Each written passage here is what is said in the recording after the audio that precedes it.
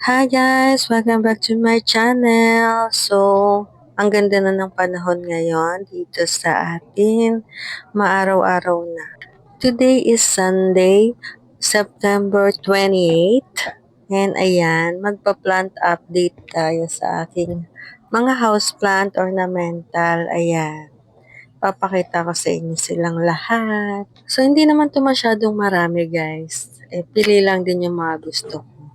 Tulad neto, si milk confetti, syngonium. Ayan. Eto guys, bago lang to sa akin. Bigay lang din to sa akin. Eto, may bago na siyang tubo. Ayan. Then, etong si Gloriosum. At eto, natanggal na yung kanyang dahon. Eto siya guys. Anyways, okay lang. Tutubo naman yan sila. Ayan. Madali lang na silang alagaan, guys. Itong mga gusto kong ornamentals, mababait sila. Ito si Philodendron Peru. Ayan. Si Paraiso Verde, na sobrang laki na itong bago niyang dahon, guys. Ayan. Binigyan niya na ako ng malalaking dahon.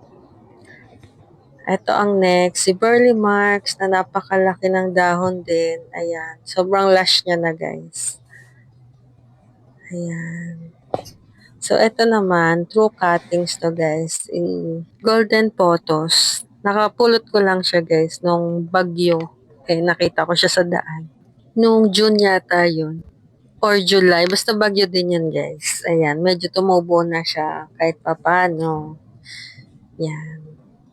Itong next naman natin, para siyang family ng mga bamboo guys. Mataas lang siya. Yan. And next naman, itong si Sleeping Photos, variegated. Ang bilis na itong tumubo, guys, magkadahon. Dati parang 4 leaves lang to. Tapos, ayan na siya, lumago na siya. Ito naman, guys, si Aglaw, white unyamani or white, or si Snow White. Malago na rin siya. Ito naman ang ating Marble Photos. Ayan, malago na rin siya, guys.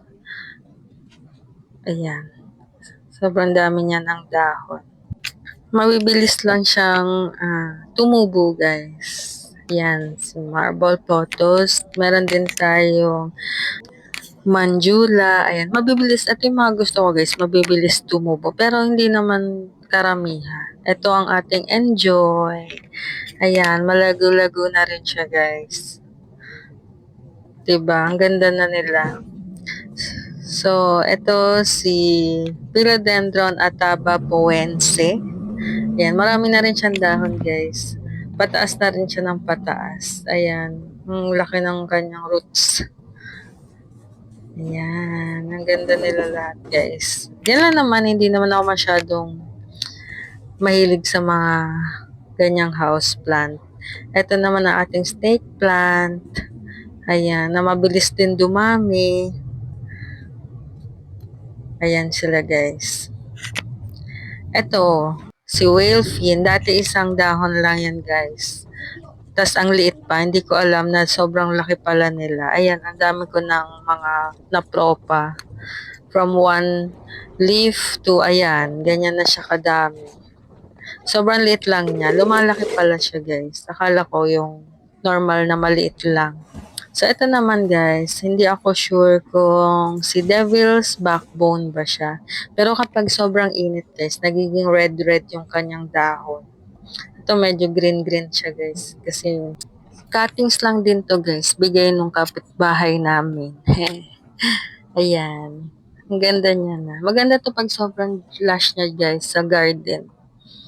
Lalo na kung malaki yung garden nyo. Maganda tong itanim. Yan. Maganda rin naman siya kahit color green siya. Ito ang aking neon photos. True cuttings lang din siya guys. Nagkaroon to ng sakit. Kaya medyo nabawasan yung kanyang mga dahon. So, ito naman ang next. Si Z-plant.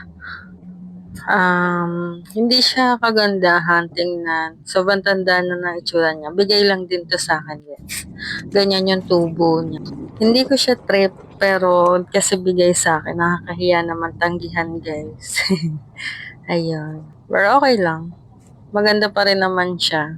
Kahit pa paano. Di ko lang siya mapaganda palalo. Ito naman si Philodendron Brazil. Ayan. Cuttings lang din siya, guys. Puro cuttings lang yan sila, guys. Bigay-bigay lang, ganun. Ito naman, parang Sansevieria. Hindi ko lang sure yung kanyang pangalan. Ayan. Pero sobrang tigas ng kanyang leaves. Pero feeling ko, Sansevieria siya.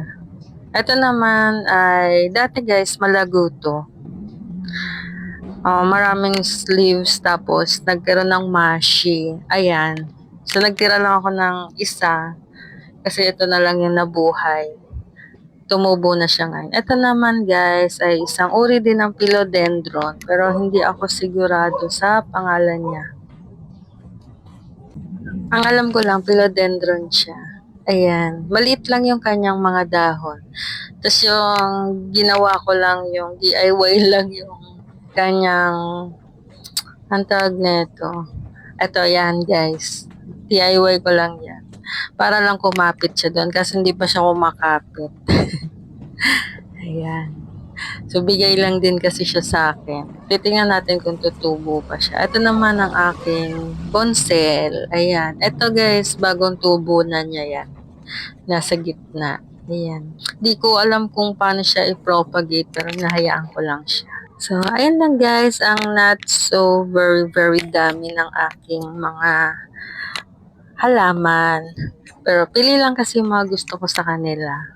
Karamihan lang naman din kasi dito guys ay bigay sa akin. So, hindi naman ako masyadong mahilig sa mga ganito. Pero, tinatry ko rin mag-alaga. Maganda kasi sa kanila, pag tag-ulan guys, gustong gusto nila. Ito ang pinaka-favorite ko guys, si Philodendron Paraiso Verde. Kasi ang ganda, ang laki niya. So, ayan lang guys. That's all for today. And, ayan, update ko naman kayo sa ibang succulents and cactus ko. So, see you on my next video. Thank you for watching and have a nice day. Bye!